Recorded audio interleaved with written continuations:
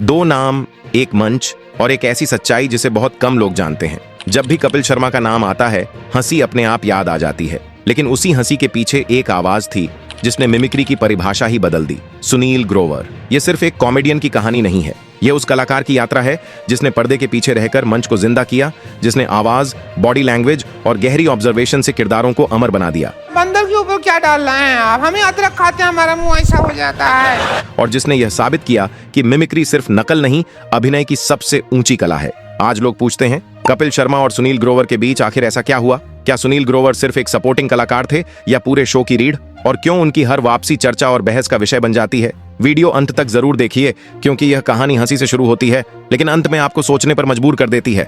हर बड़े कलाकार की शुरुआत अक्सर ऐसे ही किसी छोटे शहर से होती है, जहां सीमित साधन होते हैं लेकिन सपनों की उड़ान बहुत ऊंची होती है। सुनील ग्रोवर की कहानी भी हरियाणा के सिरसा जिले के एक बेहद साधारण से कस्बे मंडी डबवाली से निकलकर देश के हर घर तक पहुंची। बचपन से ही उनके भीतर एक खास हुनर साफ दिखाई देने लगा था। लोगों की चाल ढाल, बोलने का अंदाज और भावनाओं को बेहद बारीकी से पकड़ लेने की कला। स्कूल के कड़े अनुशासन वाले टीचर हों, आसपास के जाने पहचाने चेहरे हों या फिर टीवी पर दिखने वाले बड़े कलाकार, सुनील हर किसी की नकल इस तरह करते थे कि सामने वाला मुस्कुराए बिना नहीं रह पाता था। हालांकि समाज और परिवार की सोच हमेशा की तरह अलग थी। अभिनय और मिमिक्री जैसी चीजों को लोग सिर्फ शौक मानते थे, करियर नहीं। उम्मीद यही थी कि बेटा पढ़ाई पूरी करके कोई सुरक्षित और सम्मानजनक नौकरी करेगा। लेकिन सुनील ग्रोवर के लिए अभिनय कोई टाइम पास नहीं, बल्कि उनकी पहचान था। उन्हें ताने भी सुनने पड़े, कई बार उनकी रुचि को हल्के में लिया गया, लेकिन उन्होंने अपने अंदर के कलाकार को कभी चुप नहीं होने दिया। अपने सपनों को सही दिशा देने के लिए उन्होंने पंजाब यूनिवर्सिटी चंडीगढ़ से थिएटर में मास्टर्स करने का साहसिक फैसला लिया। यहीं पढ़ाई और रंगमंच के बीच उनकी जिंदगी का एक अहम मोड़ आया, जब उनकी मुलाकात व्यंग्य और सादगी भरी कॉमेडी के लिए पहचाने जाने वाले महान कलाकार स्वर्गीय जसपाल भट्टी जी से हुई। एक ऐसी मुलाकात जिसने आगे चलकर सुनील ग्रोवर के सफर को नई राह दिखा दी। जसपाल भट्टी जी की नजर सच मायनों में किसी पारखी जौहरी जैसी थी, जो भीड़ में छिपे असली हीरे को पहचान ले। उन्होंने पहली ही मुलाकात में इस साधारण चेहरे वाले युवक सुनील ग्रोवर के भीतर छिपी अभिनय की गहराई को समझ लिया था। भट्टी साहब ने न सिर्फ उनके टैलेंट को देखा, बल्कि उसे निखारने का मौका भी दिया और अपने लोकप्रिय शोज फुल टेंशन और भट्टी की छुट्टी में उन्हें छोटे लेकिन सीख से भरे किरदार सौंपे। सुनील ग्रोवर आज भी खुले तौर पर स्वीकार करते हैं कि कॉमेडी की बुनियादी समझ, टाइमिंग और उसकी बारीकियां उन्होंने जसपाल भट्टी जी के सानिध्य में ही सीखी थीं। इसी सफर से जुड़ा एक अनुभव सुनील ने खुद एक इंटरव्यू में साझा किया था। वह दौर आज जैसा डिजिटल नहीं था, जब ऑडिशन के लिए तस्वीरें हाथों में लेकर दी जाती थीं।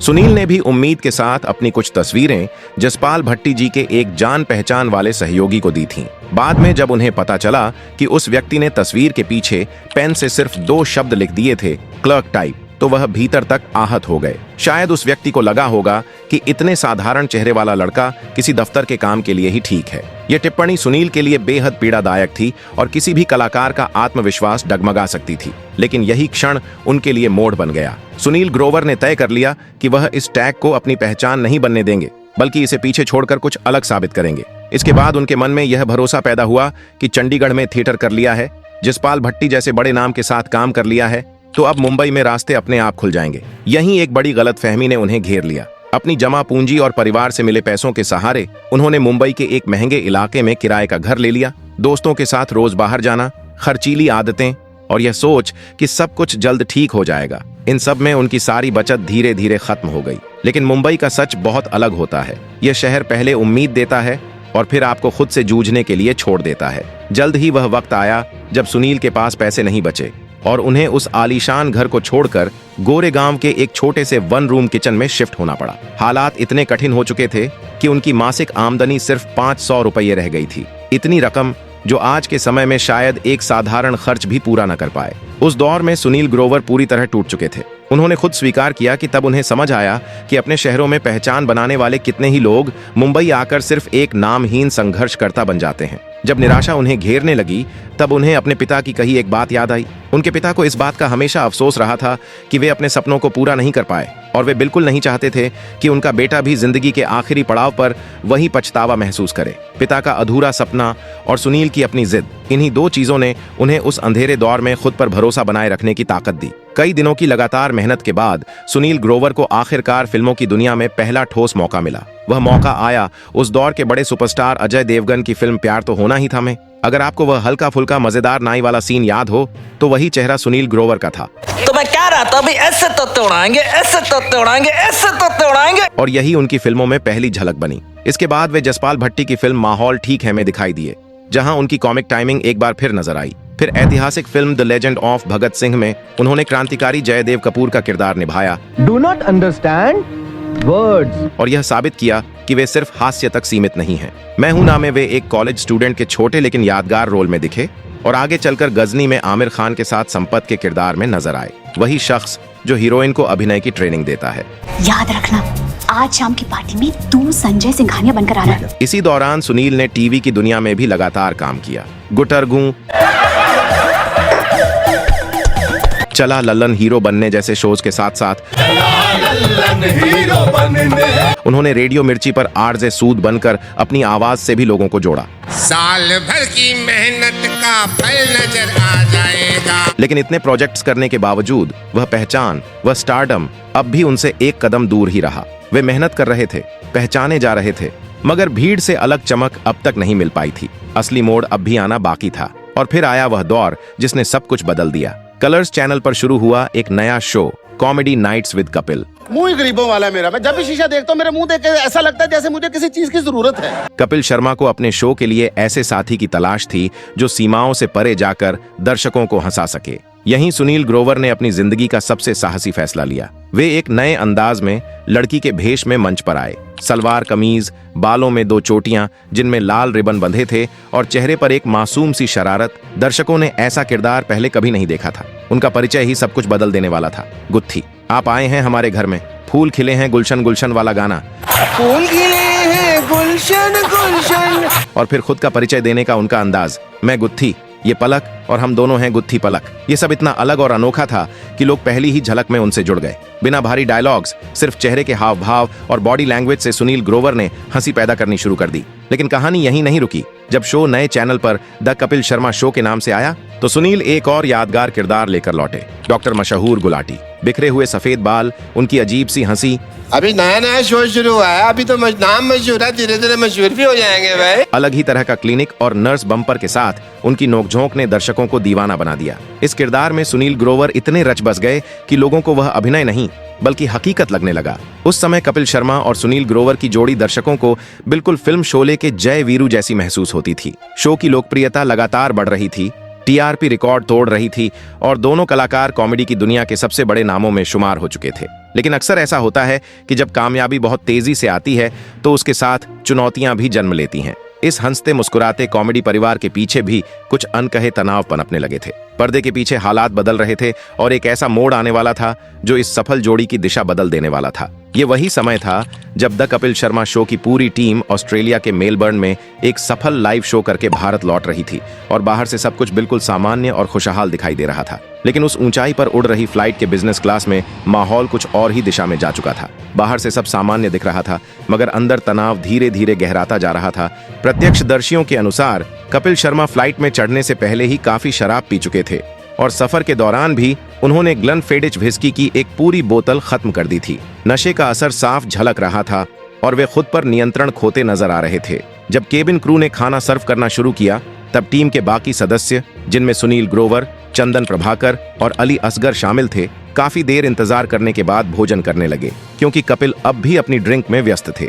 यहीं से माहौल बिगड़ने लगा। जैसे ही कपिल शर्मा ने देखा कि टीम ने उनके बिना खाना शुरू कर दिया है, उनका गुस्सा और नशा एक साथ सामने आ गया। खबरों के मुताबिक वे तेज आवाज में नाराजगी जताने लगे कि जब उन्होंने खाना शुरू नहीं किया तो बाकी लोगों ने ऐसा कैसे कर लिया। उनकी आवाज इतनी ऊंची थी कि बिजनेस क्लास से लेकर पीछे बैठे इकोनॉमी क्लास के यात्रियों तक सब कुछ सुनाई देने लगा। शुरुआत में उनका गुस्सा उनके पुराने दोस्त चंदन प्रभाकर पर निकला। स्थिति को संभालने के लिए सुनील ग्रोवर बीच में आए और उन्होंने शांति बनाए रखने की कोशिश की, ये समझाते हुए कि फ्लाइट के अंदर इस तरह का व्यवहार ठीक नहीं है। लेकिन नशे की हालत में कपिल को यह दखल पसंद नहीं आया। उन्हें ऐसा लगा कि उनका एक जूनियर जिसे उन्होंने काम दिया है उन्हें टोक रहा है। बात यहीं थमी नहीं, हालात उस समय और बिगड़ गए जब कपिल ने अपना आपा पूरी तरह खो दिया। चश्मदीदों के अनुसार गुस्से में उन्होंने अपनी सीट से उठकर सुनील ग्रोवर के साथ ऐसा व्यवहार किया जिसने वहां मौजूद सभी लोगों को स्तब्ध कर दिया। यह पल भारतीय एंटरटेनमेंट इंडस्ट्री के लिए बेहद दुखद और शर्मिंदगी भरा माना गया। माहौल इतना तनावपूर्ण हो गया कि फ्लाइट के अंदर असहज स्थिति बन गई।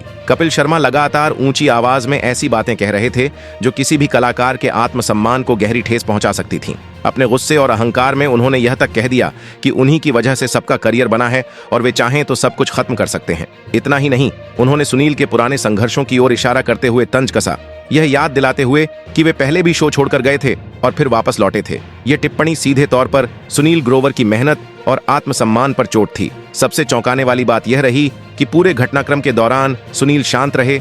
उन्होंने न तो पलटकर कोई जवाब दिया और न ही स्थिति को और बिगड़ने दिया। शायद वे नहीं चाहते थे कि बात और आगे बढ़े, या शायद वे अपने साथी कलाकार के इस बदले हुए रूप से भीतर ही भीतर टूट चुके थे। जब फ्लाइट आखिरकार मुंबई में लैंड हुई, तब तक यह घटना इंडस्ट्री के गलियारों में तेजी से फैल चुकी थी और हर कोई हैरान था कि मंच पर लोगों को हंसाने वाली यह जोड़ी पर्दे के पीछे किस दौर से गुजर रही थी। शुरुआत में किसी को यकीन ही नहीं हुआ कि कॉमेडी की दुनिया के ये दो बड़े नाम इस तरह आमने सामने आ सकते हैं। लेकिन जैसे ही मीडिया में फ्लाइट की घटना की बातें सामने आईं, लोगों की नाराजगी खुलकर सामने आ गई। जो कपिल शर्मा अब तक दर्शकों के चहेते बने हुए थे, उनकी छवि पर अचानक सवाल उठने लगे। हालात को संभालने और अपनी इमेज को नुकसान से बचाने के लिए कपिल ने सोशल मीडिया का सहारा लिया और फेसबुक पर एक पोस्ट के जरिए इस पूरे मामले को पारिवारिक विवाद बताने की कोशिश की। उन्होंने लिखा कि भाइयों के बीच ऐसी बातें हो जाती हैं, हम साथ रहते हैं, साथ खाते हैं और इसे बढ़ा चढ़ाकर नहीं देखा जाना चाहिए। शायद उन्हें लगा कि उनकी लोकप्रियता के आगे सच्चाई दब जाएगी,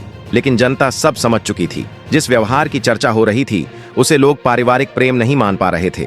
जब सोशल मीडिया पर दबाव और आलोचना और तेज हो गई, तो कुछ दिनों बाद कपिल शर्मा ने ट्विटर पर माफी मांगने की कोशिश की। उन्होंने लिखा, पाजी सुनील ग्रोवर, सॉरी अगर मैंने आपको अनजाने में हर्ट किया। आप जानते हैं मैं आपसे कितना प्यार करता हूं। लेकिन इस संदेश में इस्तेमाल किया गया शब्द अनजाने में लोगों को खटक गया। सवाल उठने लगे कि क्या ऐसा व्यवहार सच में अनजाने में हो सकता है। बहुतों को यह माफी कम और औपचारिकता ज्यादा लगी। उधर फ्लाइट की घटना के बाद से पूरी तरह शांत रहे सुनील ग्रोवर, जो अब तक अपनी लड़ाई अंदर ही अंदर लड़ रहे थे, उन्होंने आखिरकार अपनी चुप्पी तोड़ी। मार्च के महीने में उन्होंने ट्विटर पर एक खुला पत्र लिखा जो एक कलाकार के आत्मसम्मान और पीड़ा को दर्शाता था। कपिल को टैग करते हुए उन्होंने साफ शब्दों में कहा कि उन्हें गहरा दुख पहुंचा है और उनके साथ काम करना सीखने का अनुभव जरूर रहा, लेकिन साथ ही यह सलाह भी दी कि जानवरों के साथ साथ इंसानों की इज्जत करना भी जरूरी होता है। इसके बाद सुनील ने यह भी लिखा कि हर कोई एक सा सफल या टैलेंटेड नहीं होता, लेकिन अगर सब एक जैसे हो जाएं तो किसी की अहमियत ही नहीं बचेगी।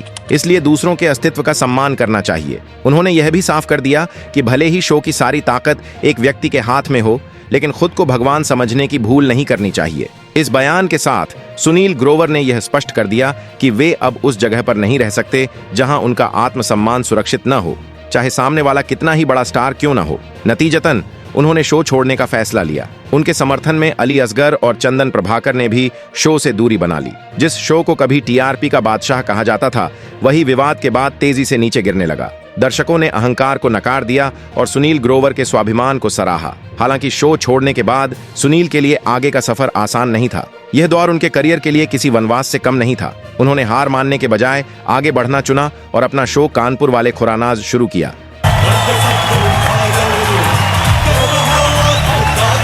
लेकिन दुर्भाग्य से वह दर्शकों से वैसा जुड़ाव नहीं बना पाया और ज्यादा समय तक नहीं चल सका। जब यह शो उम्मीदों पर खरा नहीं उतर पाया, तो इंडस्ट्री के गलियारों में चर्चाएं तेज हो गईं। कई लोगों और आलोचकों को लगने लगा कि शायद कपिल शर्मा ने कभी भावनाओं में जो बातें कही थीं, वे सच साबित हो रही हैं और सुनील ग्रोवर अकेले अपने दम पर आगे नहीं बढ़ पाएंगे। ये सुनील की जिंदगी का सबसे नाजुक मोड़ था, जहां वे चाहें तो खुद को टूटा हुआ मान सकते थे या फिर पीछे लौट सकते थे। लेकिन उन्होंने बिल्कुल उलटा रास्ता चुना। सुनील ने अपनी पूरी सोच बदल दी और सिर्फ कॉमेडी तक सीमित रहने के बजाय गंभीर अभिनय की ओर कदम बढ़ाया। इसी दौरान उनकी जिंदगी में एक बड़ा मौका आया, सलमान खान की फिल्म भारत। इस फिल्म में सुनील ग्रोवर ने विलायती खान का किरदार इतने सधे हुए अंदाज और गहराई के साथ निभाया कि कई भावनात्मक दृश्यों में उनकी मौजूदगी मैरी ओके, म्यूजिक डांस नो, खुद सुपरस्टार सलमान खान पर भी भारी पड़ती नजर आई। पहली बार दर्शकों और समीक्षकों ने एक सुर में यह स्वीकार किया कि गुत्थी के हंसते चेहरे के पीछे एक बेहद परिपक्व और दमदार अभिनेता छिपा हुआ है। इसके बाद सुनील ने कभी पीछे मुड़कर नहीं देखा। विशाल भारद्वाज की फिल्म पटाखा में उनका देसी और जमीन से जुड़ा किरदार हो, लॉटरी की टिकट भेजी है, या फिर वेब सीरीज तांडव में उनका चालाक और गंभीर रूप, हर जगह उन्होंने लोगों को चौंका दिया। मैं पूछ रहा हूँ, दोस्तों को धोखा दे के नींद आ जाएगी रात को? दर्शकों के मन में बार बार यही सवाल उठने लगा कि क्या यह वही कलाकार है जो कभी साड़ी पहनकर मंच पर ठहाके लगवाता था। इस सफर की अगली बड़ी कड़ी बनी शाहरुख खान की ब्लॉकबस्टर फिल्म जवान, जिसे डायरेक्ट किया था एटली ने। इस फिल्म में भी सुनील ग्रोवर ने एक अहम भूमिका निभाकर यह साबित कर दिया कि वे अब किसी एक जॉनर तक सीमित नहीं हैं। उधर करीब 7 साल तक कपिल शर्मा और सुनील ग्रोवर के बीच एक खामोश दूरी बनी रही। फिर कहानी में दोबारा एंट्री होती है बॉलीवुड के असली भाईजान सलमान खान की, जो दोनों के बेहद करीब माने जाते हैं। दिसंबर का महीना था और सोहेल खान की बर्थडे पार्टी चल रही थी, जहां संयोग से कपिल और सुनील दोनों मौजूद थे। उसी रात सलमान खान ने बड़े भाई की भूमिका निभाते हुए दोनों को पास बुलाया, पुराने गिले शिकवे मिटवाए और उन्हें एक दूसरे से गले मिलवाया। उस पल की एक तस्वीर इंटरनेट पर तेजी से वायरल हुई, जिसमें सलमान बीच में खड़े थे और दोनों तरफ कपिल और सुनील मुस्कुरा रहे थे। खुद कपिल ने उस फोटो को शेयर करते हुए कैप्शन लिखा था, ब्रदर्स नाइट। यह पहला संकेत था कि दोनों के रिश्तों में बर्फ पिघल चुकी है। हालांकि इंडस्ट्री में कहा जाता है कि असली पैचअप सिर्फ भावनाओं से नहीं, सही मौके और सही समझौते से भी होता है। जानकारों के मुताबिक नेटफ्लिक्स इंडिया ने वह कर दिखाया जो सालों में कोई टीवी चैनल नहीं कर सका। एक ग्लोबल कॉमेडी शो के लिए उन्हें पता था कि कपिल और सुनील को एक मंच पर लाए बिना बड़ा धमाका संभव नहीं है, लिहाजा बड़ी डील हुई और पुरानी बातों को पीछे छोड़ दिया गया। वापसी के बाद सुनील ग्रोवर ने अपने चिर परिचित हल्के फुल्के अंदाज में कहा कि हम तो फ्लाइट में बैठे थे और पता चला कि नेटफ्लिक्स आ रहा है, तो सोचा इसे ही पब्लिसिटी बना लेते हैं। इस तरह उन्होंने 7 साल की खटास को मजाक में बदलकर पेश किया ताकि चर्चा वहीं थम जाए। लेकिन हम सब जानते हैं कि उस समय का दर्द और अपमान वास्तविक था और यह रियूनियन केवल कला और व्यापार का एक समझौता ही था। अब बात करते हैं इस रियूनियन के सबसे दिलचस्प और चौंकाने वाले हिस्से की, आर्थिक गणित की। मीडिया रिपोर्ट्स के मुताबिक the great Indian Kapil show में फीस का जो बंटवारा सामने आया वह किसी के लिए भी हैरान करने वाला था। खबरों के अनुसार कपिल शर्मा एक एपिसोड के लिए करीब 5 करोड़ रुपए ले रहे थे, जबकि सुनील ग्रोवर की फीस लगभग 25 लाख रुपए प्रति एपिसोड बताई जा रही थी। इस बीच कृष्णा अभिषेक को लगभग 1 लाख रुपए, नवजोत सिंह सिद्धू को 30 से 40 लाख और अर्चना पूरन सिंह को 10 से 12 लाख फीस मिल रही थी, जबकि कीकू शारदा की फीस खुलासा नहीं हुई। यह अंतर 5 करोड़ बनाम 25 लाख जमीन आसमान जैसा लग रहा था और कई लोगों को यह सुनील के कद के हिसाब से अनुचित भी लगा। लेकिन विशेषज्ञों का मानना है कि सुनील ग्रोवर अब सिर्फ पैसों के लिए काम नहीं कर रहे थे, वे शो की आत्मा हैं और उनकी वापसी ने शो में वही जान भर दी जो पिछले कई सीजन से गायब थी। इसके अलावा उनकी फिल्मों, वेब सीरीज और ब्रांड एंडोर्समेंट से होने वाली कमाई उन्हें इस फीस गैप की चिंता से बिल्कुल ऊपर रखती है। उन्होंने साबित किया कि चाहे चेक पर अमाउंट कुछ भी लिखा हो, असली अमाउंट ऑडियंस के दिलों पर लिखा जाता है। The great Indian Kapil show के सीजन 4 में सुनील ग्रोवर ने एक बार फिर यह साबित कर दिया कि जंगल में शेर उम्र में चाहे बड़ा क्यों ना हो जाए, शिकार करना नहीं भूलता। इसका उदाहरण वह ऐतिहासिक एपिसोड है जिसमें उन्होंने बॉलीवुड के मिस्टर परफेक्शनिस्ट आमिर खान की मिमिक्री की। सिद्धू जी से मैंने वो फ्रेग्रेंस वाला शेर सीखा वो। उस एपिसोड में गेस्ट के रूप में कार्तिक आर्यन और अनन्या पांडे थे, लेकिन सच कहें तो पूरा शो सुनील ग्रोवर ने अपने दम पर चुरा लिया। उन्होंने आमिर खान के पीके और लाल सिंह चड्ढा वाले एक्सप्रेशंस, उनकी चाल ढाल और बोलने के तरीके को जिन्नी मर्जी गल्ला करो टिड पड़ जाता है लेकिन मन नहीं पड़ता, इतने सूक्ष्म और ऑथेंटिक ढंग से पेश किया कि दर्शक अपनी कुर्सियों पर हंसी रोक नहीं पाए। खुद को 19-20 आमिर कहकर उन्होंने कार्तिक आर्यन से वैसा ही सवाल पूछे जैसे आमिर अपनी निजी जिंदगी में करते हैं। इस एक्ट की सबसे बड़ी बात यह थी कि सुनील ने सिर्फ नकल नहीं की, बल्कि इसे इतनी मास्टरफुल तरह से पेश किया कि आमिर खान, जो अपनी इमेज के प्रति हमेशा संजीदा और रिजर्व रहते हैं, भी अपनी हंसी रोक नहीं पाए। एक इंटरव्यू में आमिर ने कहा, मैं इसे मिमिक्री नहीं कहूंगा, ये इतना ऑथेंटिक था कि मुझे लगा मैं खुद को देख रहा हूं। मैंने एक क्लिप देखी और अपनी हंसी नहीं रोक पाया। इसमें कोई नकारात्मक भावना नहीं थी, बस प्यार था। सोचिए, जिस आमिर खान को खुश करना इतना मुश्किल माना जाता है, वह भी सुनील ग्रोवर की एक्टिंग देखकर अपनी सांसें थामने पर मजबूर हो गया। तो दोस्तों, यह रही कहानी सुनील ग्रोवर की, जिसने हरियाणा के मंडी डबवाली की धूल भरी गलियों से निकलकर नेटफ्लिक्स के ग्लोबल मंच तक का सफर तय किया। 500 रुपए की महीने की सैलरी से लेकर करोड़ों की फीस तक और फ्लाइट पर उस घटना से लेकर आमिर खान की वाहवाही तक, इस पूरी यात्रा में हमें बहुत कुछ सीखने को मिलता है। सुनील ग्रोवर ने हमें यह सिखाया कि सेल्फ रिस्पेक्ट से बड़ा कोई गहना नहीं है। जब उन्हें लगा कि उनकी इज्जत नहीं हो रही, उन्होंने सबसे बड़े शो से पीछे हटने में कोई देर नहीं लगाई और जब उन्होंने अपनी वापसी की तो शेर की तरह बिना किसी बहाने या माफी के अपनी शर्तों पर और अपने काम के दम पर सबको जवाब दिया। आज कपिल शर्मा और सुनील ग्रोवर का रिश्ता शायद केवल कलीग्स तक सीमित रह गया है। दोस्ती की वह पुरानी गर्मजोशी अब शायद नहीं है, लेकिन स्क्रीन पर उनका जादू यह दर्शाता है कि कलाकार चाहे व्यक्तिगत रूप से अलग क्यों ना हो, कला हमेशा विजयी होती है। अब हम आपसे जानना चाहते हैं, आपके हिसाब से कपिल शर्मा बेहतर हैं या सुनील ग्रोवर? और सुनील ग्रोवर का कौन सा किरदार आपको सबसे ज्यादा पसंद है? क्या आपको लगता है कि कपिल और सुनील की दोस्ती कभी पहले जैसी फिर से हो पाएगी? याद रखिए, सफलता केवल टैलेंट और मेहनत से नहीं आती, बल्कि हौसले, आत्मसम्मान और अपने मूल्यों के प्रति अडिग रहने से आती है। सुनील ग्रोवर की यह कहानी इसका सबसे शानदार उदाहरण है। उन्होंने यह साबित किया कि चाहे कितनी भी मुश्किलें आएं, कितनी भी बेइज्जती झेलनी पड़े, अगर आप अपनी इज्जत और अपने हुनर के लिए खड़े रहें तो जीत आपका इंतजार कर रही होती है। उनकी यह यात्रा सिर्फ एक कलाकार की कहानी नहीं है, बल्कि हर उस इंसान के लिए प्रेरणा है जो अपने सपनों के लिए लड़ रहा है। उन्होंने दिखाया कि सफलता पाने के लिए कभी कभी अपने आराम और अपनी पसंद को भी पीछे छोड़ना पड़ता है, लेकिन अपने आत्मसम्मान को कभी नहीं। यही वजह है कि वह सिर्फ एक हास्य कलाकार नहीं, बल्कि लाखों लोगों के लिए प्रेरणा का प्रतीक बन गए हैं। दोस्तों, इस कहानी से हमें यह सीख मिलती है कि कठिनाइयां चाहे कितनी भी बड़ी हों, अगर आप अपने हुनर, मेहनत और आत्मसम्मान के साथ चलते हैं तो कोई भी आपको रोक नहीं सकता। इसलिए अपने सपनों के लिए हमेशा हिम्मत रखिए, कभी हार मत मानिए और याद रखिए, कला और मेहनत की जीत हमेशा होती है। और याद रखिए, हर मुश्किल घड़ी आपके अंदर की ताकत को पहचानने का मौका होती है। अपने हुनर और आत्मसम्मान पर भरोसा रखिए, क्योंकि यही चीजें आपको सबसे अलग और सबसे मजबूत बनाती हैं। दोस्तों, इस पूरे सफर में हमने कई घटनाओं और किस्सों का जिक्र किया है, लेकिन ध्यान दें कि कुछ बातें जैसे फ्लाइट की घटना, फीस का बंटवारा और दोनों कलाकारों के निजी बातचीत के विवरण सार्वजनिक या आधिकारिक तौर पर पुष्टि नहीं हुए हैं। इन्हें मीडिया रिपोर्ट्स, अफवाहों और कुछ इंटरव्यू के आधार पर बताया गया है, इसलिए इन पर पूरी तरह भरोसा करना सही नहीं होगा। हमारी कोशिश केवल यही है कि आप कहानी का पूरा अंदाज समझ सकें, लेकिन वास्तविक स्थिति केवल संबंधित कलाकारों और उनके प्रतिनिधियों द्वारा ही स्पष्ट की जा सकती है। दोस्तों, अगर आपको यह वीडियो पसंद आया हो तो सबसे पहले लाइक करना बिल्कुल मत भूलिए। आपका लाइक हमारे लिए सिर्फ एक नंबर नहीं है, बल्कि यह हमें बताता है कि आप हमारे कंटेंट को पसंद कर रहे हैं और हमें ऐसे और वीडियो बनाने की प्रेरणा देता है। साथ ही इस वीडियो को शेयर जरूर करें अपने दोस्तों, परिवार और सोशल मीडिया पर, क्योंकि अच्छी बातें और मजेदार या जानकारियों से भरी वीडियोस बांटना ही असली मजा है।